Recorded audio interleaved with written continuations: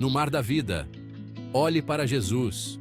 Mateus capítulo 14, versículos 22 ao 33. Como podemos resumir a vida dos discípulos ao caminharem com Jesus durante seus 3 anos de ministério?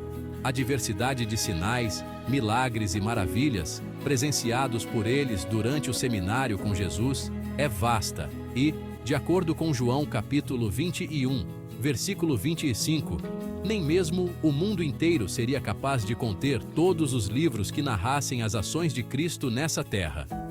Há, porém, ainda muitas outras coisas que Jesus fez. Se todas elas fossem relatadas uma por uma, creio eu que nem no mundo inteiro caberiam os livros que seriam escritos.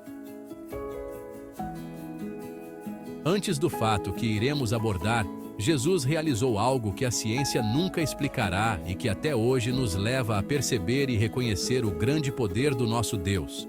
Jesus multiplicou pães e peixes para 5.000 homens, sem contar as mulheres e crianças presentes.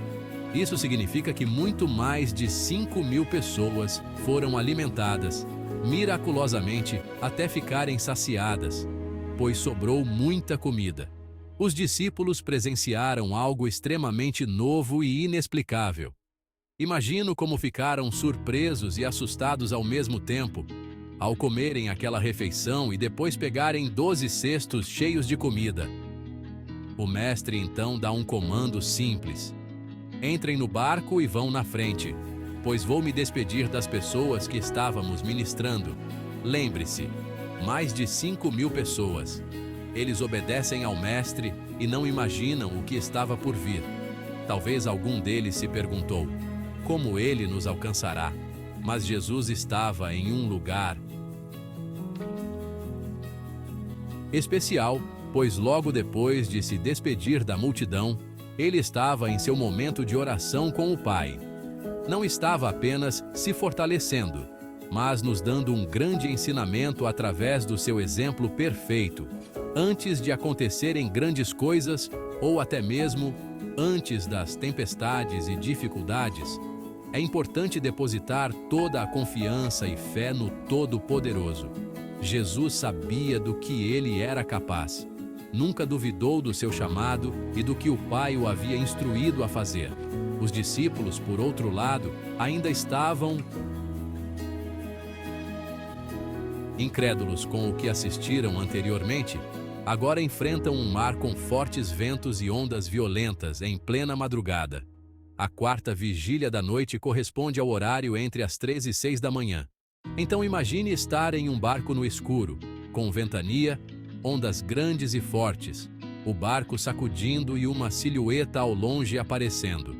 Sim, uma imagem humana em meio às ondas e ventania, se aproximando calmamente, vindo em direção ao barco.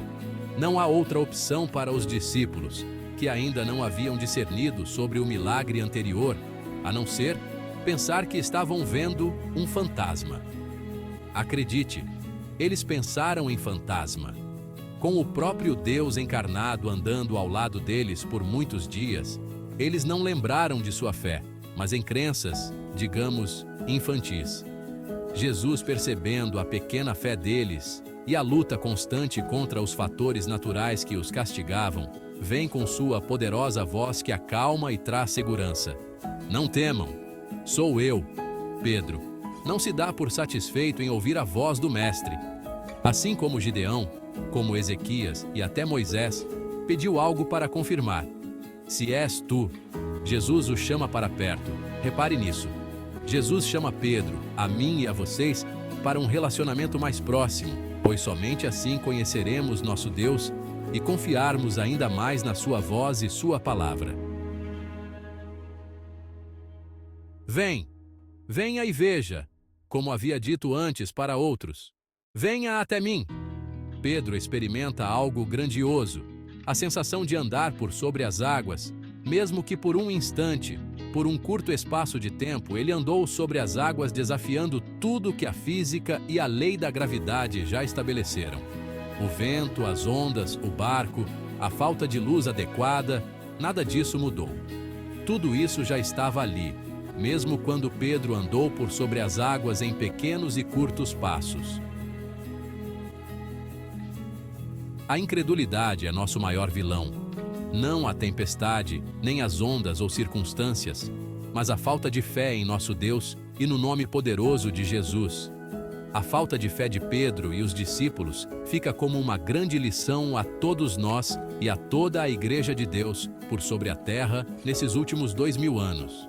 Jesus é suficiente para acalmar a tempestade, parar as ondas e fazer o barco seguro de novo, mas principalmente nos fazer andar por sobre as águas enquanto tudo ao nosso redor diz que não será possível continuar ou conseguir o que precisamos.